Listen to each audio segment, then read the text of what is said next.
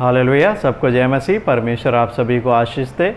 और आज हम परमेश्वर के वचन से बातचीत करेंगे। लूका रचित सुसमाचार उसका 23 अध्याय और उसका 34 पद। यहाँ पर लिखा हुआ है, तब यीशु ने कहा, हे पिता, इन्हें क्षमा कर, क्योंकि ये जानते नहीं कि क्या कर रहे हैं। और उन्होंने चिट्ठियाँ डालकर उसके कपड़े बांट लिए। हालेलुया। ये जो वचन है हमेशा गुड फ्राइडे के दिन ये पढ़ा जाता है और क्रूस पर से प्रभु यीशु मसीह की ये पहली वाणी है। लेकिन मैं आज ये क्यों पढ़ रहा हूँ आपके सामने इस परमेश्वर के वचन को, क्योंकि इस परमेश्वर के वचन के द्वारा परमेश्वर अपने इस वचन के द्वारा हमसे बातचीत करना चाहता है। जैसा कि हम लोग जानते हैं कि इन दिनों में प्रभु यीशु मसीह की कलीसिया पर उपद्रव बढ़ता जा रहा है। मसीह विरोधी हर जगह उठ खड़े हुए हैं और प्रभु यीशु मसीह की कलीसिया को सता रहे हैं, विश्वासियों को सता रहे हैं, नाना प्रकार से उनको परेशान कर रहे हैं, झूठे आरोप लगा करके उनको जेलों में डाल रहे हैं।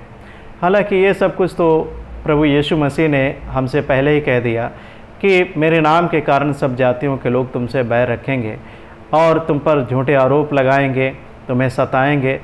तो प्रभु ने कहा कि तब जब तुम्हारे संग ऐसा हो तब तुम आनंदित और मगन होना। हालेलुया।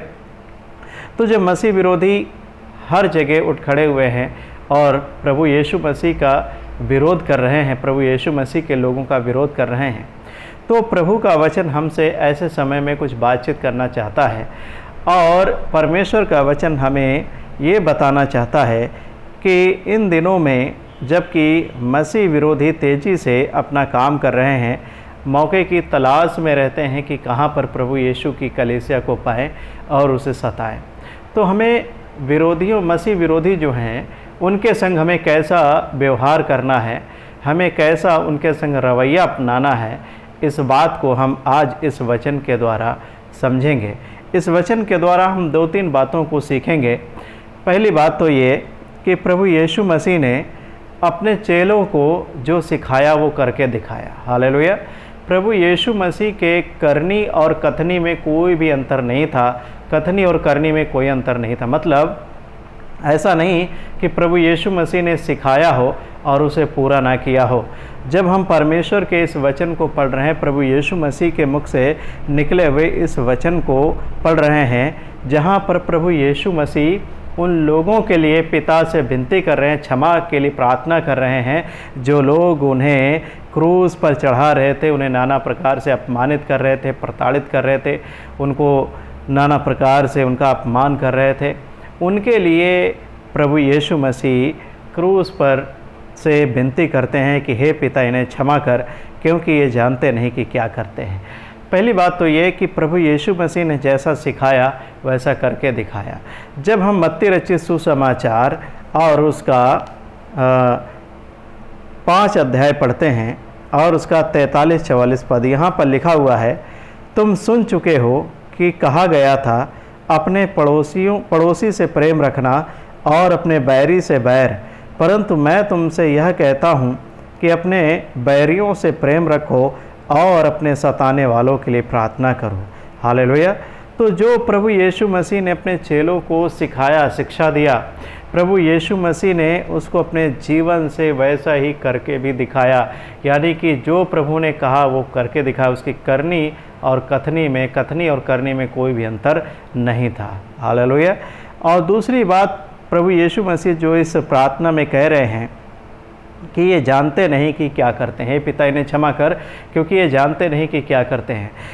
वो सैनिक जो प्रभु यीशु मसीह के चारों ओर इर्द गिर्द थे और जिन्होंने प्रभु यीशु मसीह को क्रूस पर चढ़ाया और वो उसका अपमान कर रहे थे, वो सैनिक तो अपने सिर्फ स्वामी की आज्ञा का पालन कर रहे थे, लेकिन वो प्रभु यीशु मसीह को ना जान करके प्रभु यीशु मसीह का अन्य कैदियों के समान, अपराधियों के समान उनके संग बर्ताव कर रहे थे। और ये सब कुछ प्रभु यीशु मसीह ने हमारे और आपके उद्धार और छुटकारे के लिए सहा। तो वो सैनिक लोग तो सिर्फ अपना काम कर रहे थे, जो सैनिकों का काम होता है, लेकिन वो सैनिक सच में यीशु मसीह को नहीं पहचानते थे कि आखिर प्रभु यीशु मसीह हैं कौन। इसलिए पिता से प्रभु यीशु मसीह विनती करते हैं, प्रार्थना करते हैं कि हे पिता, इन्हें क्षमा कर, क्योंकि ये जानते नहीं कि क्या करते हैं। इसी प्रकार से मेरे प्रियो, आज मसीह विरोधी जो है वो हमारे प्रभु यीशु मसीह को नहीं पहचानते, वो इस बात को नहीं जानते, वो इस बात को नहीं समझते हैं कि स्वर्ग के नीचे मनुष्यों के बीच में और कोई दूसरा नाम नहीं दिया गया जिसके द्वारा हम उद्धार पा सके।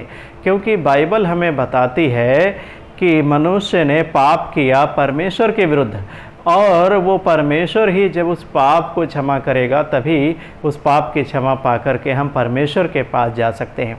परमेश्वर जो एक न्यायी परमेश्वर है और साथ में हमारा पिता है, वो न्याय होने के कारण पाप का उसने दंड दिया, न्याय चुकाया, और एक पिता होने के नाते उसने हमारे बचाने के लिए, हमारे उद्धार, हमारे छुटकारे के लिए, हमें अपनी संतान फिर से बनाने के लिए पिता होने का फ़र्ज निभाया। हालेलुया। और एक पवित्र बलिदान जो मानव जाति के उद्धार के लिए ज़रूरी था, जानवरों का खून पर्याप्त नहीं था कि उनके बलिदानों से हमारे पाप मिटाए जाएं, ऐसा असंभव था। और इसीलिए वो पिता, वो परमेश्वर जिसके विरुद्ध हमने और आपने पाप किया था, मनुष्य बनकर अर्थात यीशु मसीह बनकर इस जगत में उतर आया और उसने हमारे पापों को अपने ऊपर लेकर के क्रूस पर अपने प्राणों का बलिदान किया, जो मारा गया, गाड़ा गया और फिर तीसरे दिन जी उठा। क्योंकि वो परमेश्वर है, वो मर नहीं सकता, वो नष्ट नहीं हो सकता। वो थोड़ी देर के लिए मनुष्य बना और मानव जाति के उद्धार के लिए एक भारी कीमत को चुका करके स्वर्ग के दरवाजे को, उद्धार के दरवाजे को खोल दिया। हालेलुया।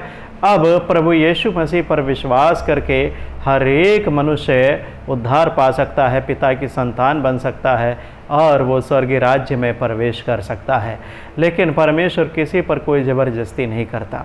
आज इसीलिए प्रभु यीशु मसीह ने जैसा मत्ती रचित सुसमाचार उसके 24 अध्याय 14वें पद में कहा कि राज्य का यह सुसमाचार सारे जगत में प्रचार किया जाएगा ताकि सब जातियों पर गवाही हो, और तब अंत आ जाएगा। किस बात की गवाही होने के लिए सुसमाचार आज प्रचार किया जा रहा है? यही कि यीशु ही उद्धार करता है और कोई नहीं। क्योंकि स्वर्ग के नीचे मनुष्यों के बीच में कोई दूसरा नाम नहीं दिया गया जिसके द्वारा हम उद्धार पा सकें, सिर्फ एक ही नाम, वो है यीशु का नाम। और सिर्फ यीशु ही क्यों है उद्धार करता? क्योंकि उसने ही मानव जाति के उद्धार के लिए कीमत को चुकाई है, अपने बलिदान को दिया है। हालेलुया। इसलिए आज जिस रीति से प्रभु यीशु मसीह को क्रूस पर चढ़ाने वाले सैनिक लोग यीशु को नहीं पहचानते थे, इसलिए उनका अपमान कर रहे थे, ठट्ठा कर रहे थे, उनकी निंदा कर रहे थे और उनके विरोध में थे, और इसलिए पिता से प्रभु विनती करते हैं कि हे पिता, इन्हें क्षमा कर, क्योंकि ये जानते नहीं क्या करते हैं। क्योंकि सैनिक लोग तो सिर्फ अपना काम कर रहे थे। आज मसीह विरोधी भी प्रभु यीशु मसीह को ना पहचान करके वो हमारे संग ऐसा गलत व्यवहार बर्ताव करते हैं।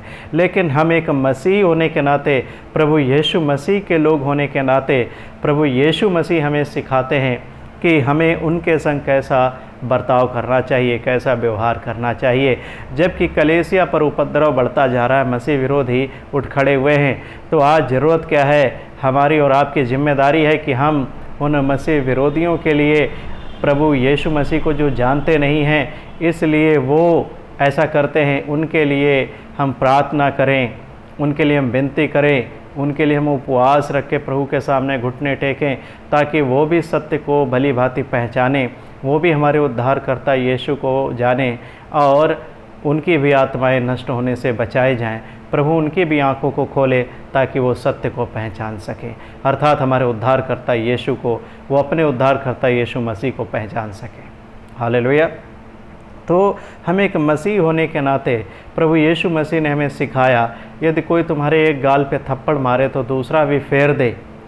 इसका मतलब क्या है? इसका मतलब क्या है कि अगर तुम्हारे साथ जगत में अन्याय होता है तो तुम उस अन्याय को सहो और अन्याय के बदले अन्याय मत करो, लेकिन एक मसीह होने के नाते अपने सताने वालों के लिए प्रार्थना करो। हालेलुया। उनके लिए विनती करो। प्रभु यीशु मसीह ने हमें ऐसा सिखाया है।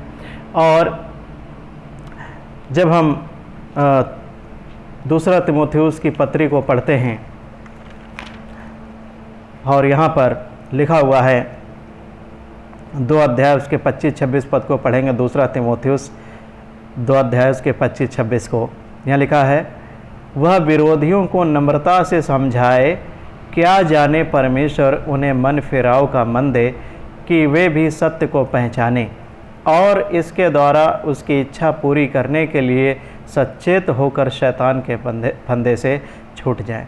तो एक मसीही की, एक प्रभु यीशु मसीह की शिष्य की जिम्मेदारी है, प्रभु यीशु मसीह के बेटे और बेटियों की जिम्मेदारी है कि विरोधियों को भी नम्रता से समझाएं, क्या जाने परमेश्वर उन्हें भी मन फिराव का वरदान दें और वो भी शैतान के फंदे से छूट जाए और सत्य को भली भांति पहचान ले। हालेलुया।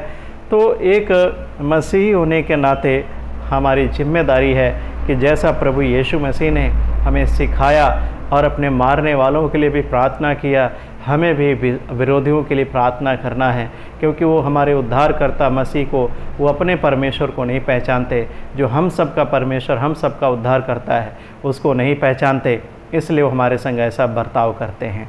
और मैं एक छोटी सी गवाही दे करके इसको समाप्त करूँगा और परमेश्वर के इस वचन को जो हमने सुना है इस पे मन लगाइए, सोचिए, विचारिए कि हमें क्या करना चाहिए। मैं एक छोटी सी गवाही देकर के इसको समाप्त करूंगा। हमने एक प्रभु के दास के द्वारा गवाही सुनी कि एक देश में, मुस्लिम देश में थोड़े से प्रभु यीशु मसीह के लोग रहते हैं और प्रभु यीशु मसीह के लोगों को उन्होंने एक दिन भयानक रीति से सताना शुरू कर दिया, मारना शुरू कर दिया। लेकिन प्रभु यीशु मसीह के लोगों ने जवाब में कुछ भी नहीं कहा, परंतु परमेश्वर के सामने घुटने टेक करके उनके लिए विनती और प्रार्थनाएं करने लगे। और कुछ दिन बीतने पर क्या हुआ कि वो समंदर के किनारे जो मुस्लिम बस्तियां थीं, वहाँ पर सुनामी आ गई और बहुत सारे मुस्लिम भाई मारे गए, उनके परिवार तहस नहस हो गए और उनका अता पता नहीं मिला। और जब ये घटना हुई, उनका सब कुछ बर्बाद हो चुका था, तब प्रभु यीशु मसीह के लोगों ने, उन्हीं लोगों ने जिनको सताया था इन लोगों ने, वो रोटी कपड़ा लेकर के, अन्न वस्त्र लेकर के उनके पास पहुँचे, उनकी ज़रूरत की चीज़ों को लेकर के उनके पास पहुँचे और उनको गले लगाया और उनको कपड़े पहनाए, उनको खाना खिलाया और उनकी देखभाल किया जब तक उनकी परिस्थिति संभल नहीं गई। और ये सब प्रभु यीशु मसीह के भलाई के कार्य, प्रभु यीशु मसीह के लोगों के इस प्रेम को, भलाई के कार्य को देख करके बहुत सारे मुस्लिम भाई बहनों ने उसी वक्त प्रभु यीशु मसीह को ग्रहण कर लिया। हालेलुया।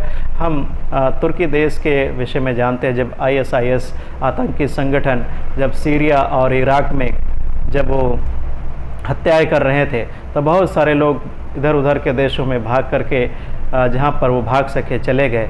तुर्की देश में बहुत सारे शरणार्थी पहुँचे, लेकिन वहाँ पर प्रभु यीशु मसीह के लोगों ने अमेरिका से आकर के उनकी ज़रूरतों को पूरा किया, कपड़ों को दिया, खाने को दिया। और ये उनके प्रेम को देख करके, भलाई को देख करके बहुत सारे मुस्लिम भाई बहनों ने प्रभु यीशु मसीह को अपना उद्धारकर्ता ग्रहण कर लिया।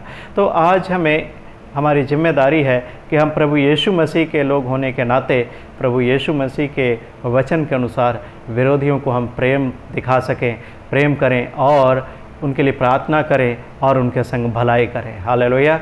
उनसे नफ़रत ना करें, क्योंकि वो हमारे उद्धारकर्ता को नहीं जानते, वो सत्य को नहीं जानते, इसलिए वो ऐसा करते हैं। परमेश्वर उनकी भी आंखों को ज्योतिर्मय करे। इसलिए हम सबकी जिम्मेदारी है कि अपने उन भाई बहनों के लिए भी प्रार्थना करें जो अनजाने में हमारे विरोधी बन बैठे हैं। हालेलुया। परमेश्वर आप सभी को इस वचन के द्वारा आशीष दे। सबको जय मसीह की।